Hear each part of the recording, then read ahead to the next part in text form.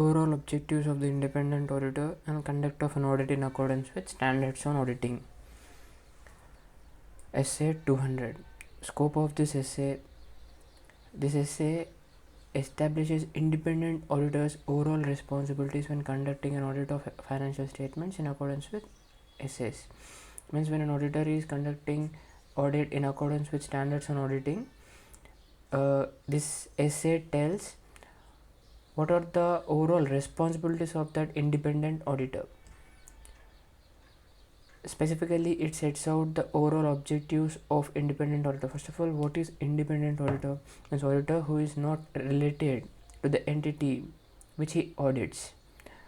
It sets out the overall objectives of the independent auditor and explains the nature and scope of audit designed to enable the independent auditor to meet the objectives. It tells what are overall objectives. It also sets out what is nature and scope of the audit. This essay 200 explains scope, authority, structure of essays and includes requirements establishing the general responsibilities of independent auditor applicable in all audits. As I already said, it sets out what are the general responsibilities of independent auditor in all audits. What is the purpose of audit of financial statements? Purpose of the audit is to enhance the degree of confidence of intended users in financial statements. Means there will be users of financial statements. You have to increase the confidence in them. That is the reason auditor expresses an opinion on financial statements. So how you will increase the degree of confidence of intended users? It is achieved by expression of opinion by the auditor on whether the financial statements are prepared in all material respects in accordance with applicable financial reporting framework. Auditor expresses an opinion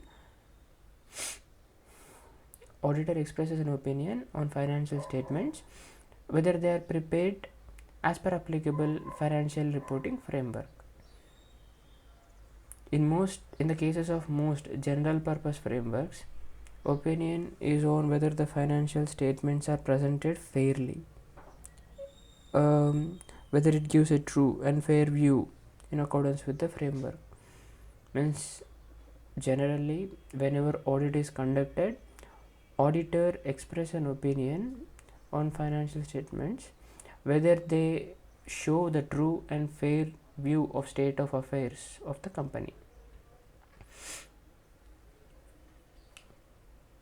An audit conducted in accordance with essays and relevant ethical requirements enable the auditor to form that opinion.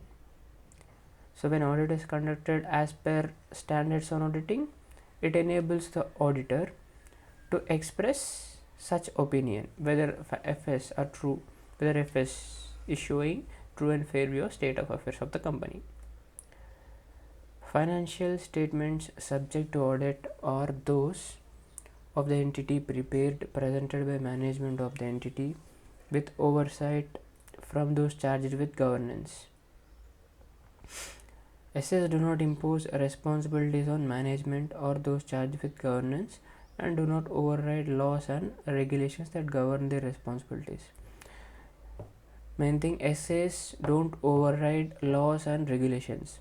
Means something which is said by laws and regulations, something which will be said by auditing standards. Standards won't say something above law. An audit in accordance with essay is conducted on the premise that management and where appropriate those charged with governance have responsibilities that are fundamental to the conduct of audit. It's generally management and those charged with governance, they have responsibility of preparation of financial statements. That is presumption by standards on audit. It is not anywhere mentioned in standards on audit.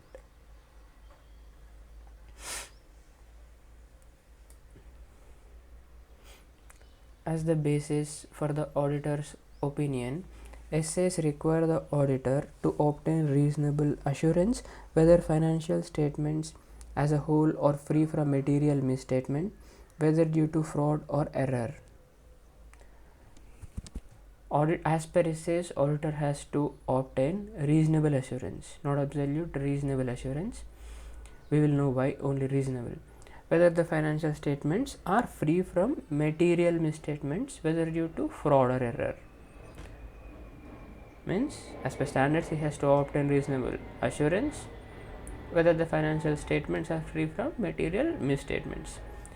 Reasonable assurance is high level of assurance, not absolute assurance, because okay, it is reasonable assurance is obtained when auditor has obtained sufficient appropriate audit evidence to reduce the audit risk.